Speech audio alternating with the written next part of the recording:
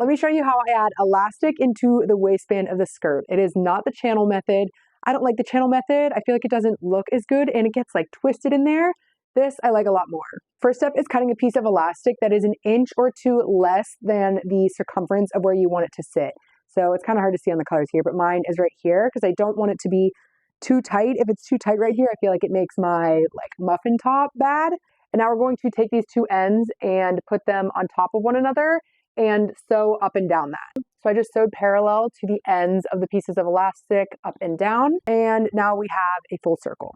Fabric for my skirt cut where it's about 1/2 inch longer than what I want the skirt to actually be. I'm going to take the part that I just sewed and pin that on the right side of the fabric along one of the side seams. So the elastic is essentially on the outside of the skirt at this point. And now we're going to evenly distribute the elastic throughout the skirt. And so I'm going to hold where we just pinned and pull the fabric taut. And so now where we're holding here and here, it's equal across the skirt. Obviously, since this is a side seam, this is also the side seam. Do the same thing with the elastic where I'm holding this point here and then holding the elastic out straight. I know that this is the point where I should pin on that other side seam, which again, I'm pinning on the outside of the skirt. Now I will take those two pins and put them together. So both of the pins are right here in my hand, and we can do the same thing in the other directions where we find the edge of the fabric here, the edge of the elastic here, and pin those together.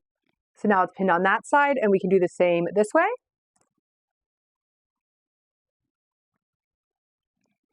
And you can keep doing this until there's as many pins as you feel comfortable with sewing.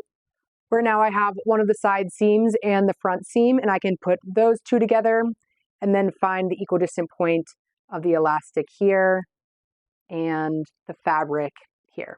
So now the elastic is evenly distributed throughout the fabric. There's a pin every like 2 or 3 inches. And as I'm sewing, I will hold at the pin points and pull the elastic so that it matches up with the fabric. So I took one of the pins out, and that's where I put my presser foot down. So forward a few stitches and then back stitch like normal. And then before I continue going forward, I'm going to have a hand here and then another hand on the next pin and pull it. And then I will just sew along here.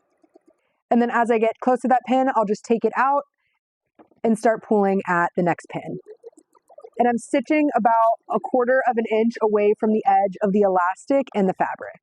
After doing the initial straight stitch all the way around, I also pseudo serge the end so that it won't fray. And then if you flip the elastic onto the inside, you have a skirt that fits. So depending on the fabric, sometimes it'll have a little bit of a like bubble like looking thing around here because of the way it's like flipping over the elastic. And in those cases, if it's bothering me, I'll just run another stitch along the outside here that makes it like lay flat. Nice and easy and so much more comfortable to me than doing the channel method.